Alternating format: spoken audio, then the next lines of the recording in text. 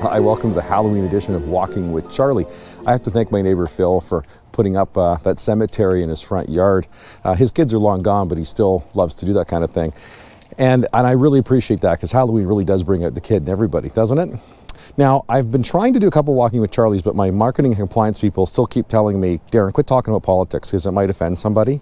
Well, okay, let's talk about the election for a second, because I think as a voter and as a taxpayer, like all of you, we should all be a little offended. Because what the heck was that? It was our Prime Minister said it's the most important election in decades. And it was so important that right away he went on vacation and said, hey, don't anybody bother coming back for 2 months.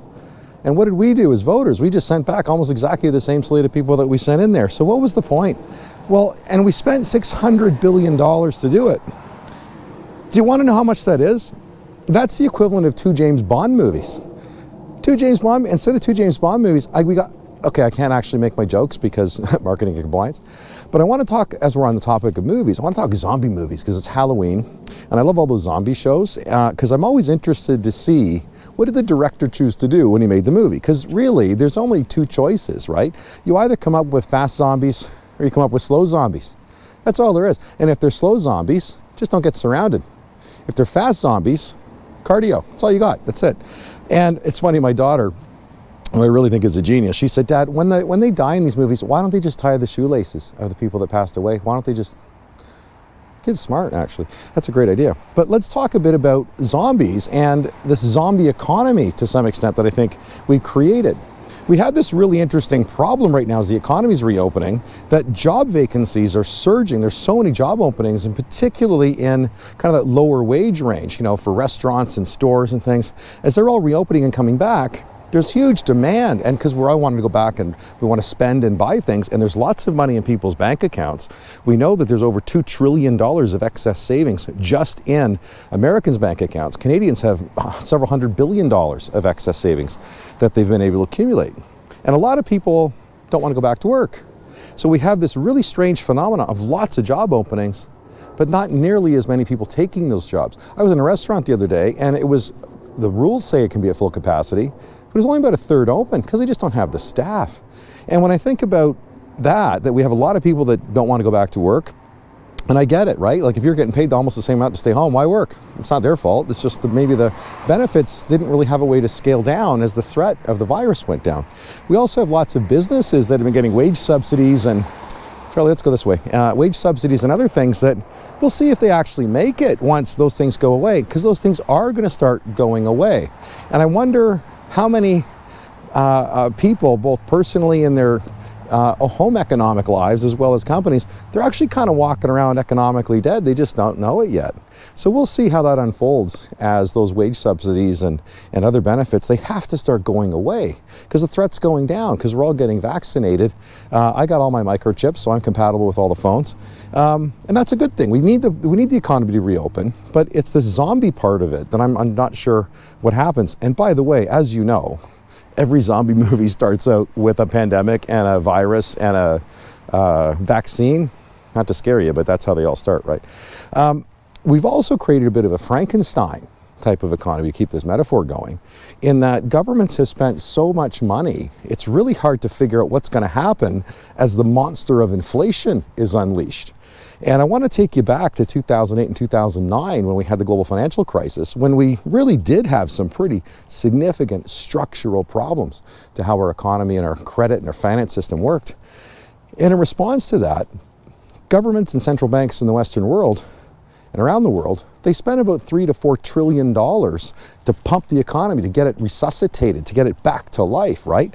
And so that worked. And just so you know, there's 2 components of inflation. The first thing is money supply, so just how much fuel is there out there. And the other thing is a thing called velocity, which is how quickly does that money push through the system. So back in 2008 and 2009, they pumped $3 to $4 trillion to create that potential energy to kickstart the machine, and it worked. And as velocity picked up, we got the longest and greatest bull market the world's ever seen. That I would argue that by the time we got to 2019, it was probably in its 7th or 8th inning. Then we get the pandemic and they shut down the world, right? Economically speaking. And now you know how much they spent? About $18 trillion. So that's a huge amount of potential energy. And the system wasn't broken as it was broken in 2009. It was shut down, which is a very different thing. So as we go through this reopening phase, we put $18 trillion out there.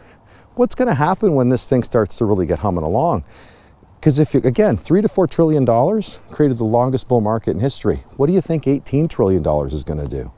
And I almost laugh when I hear these pundits on TV and in the press talking about, oh, we think inflation is just transitory. We don't think, are you guys, go back and read a textbook, guys.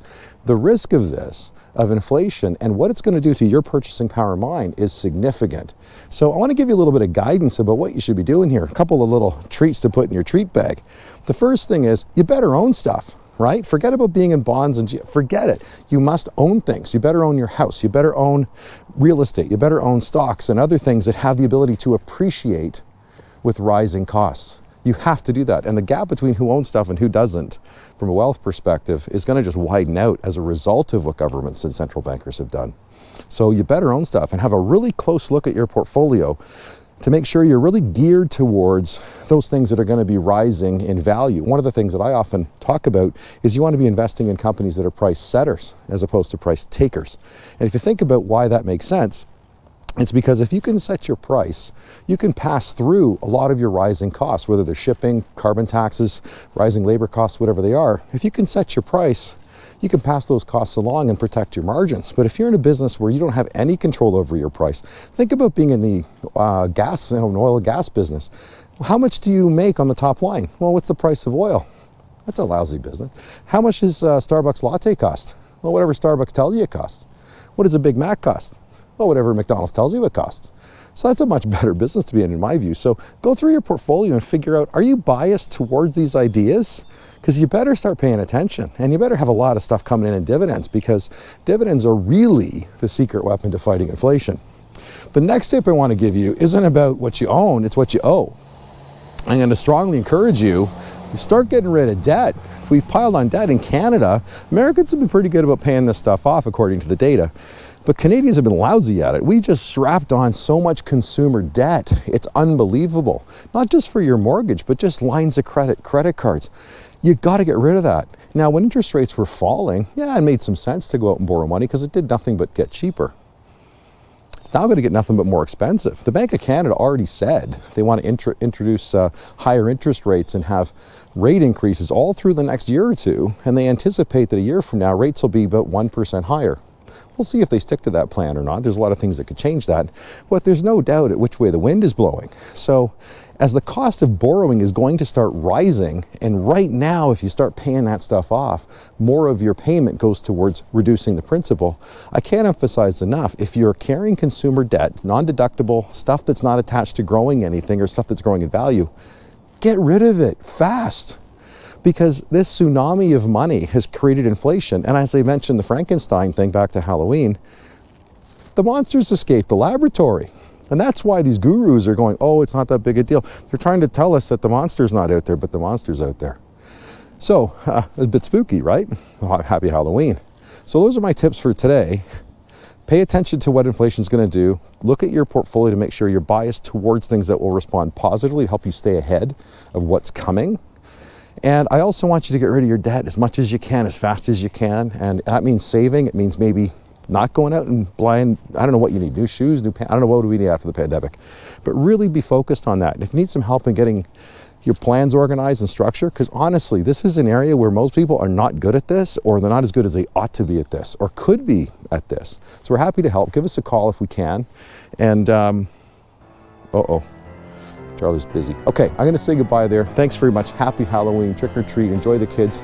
And go out and have a candy bar. Why not? Take it easy. Have a great day.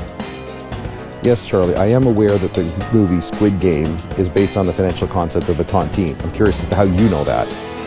And quit asking about Tofino. That's just going to get me in trouble.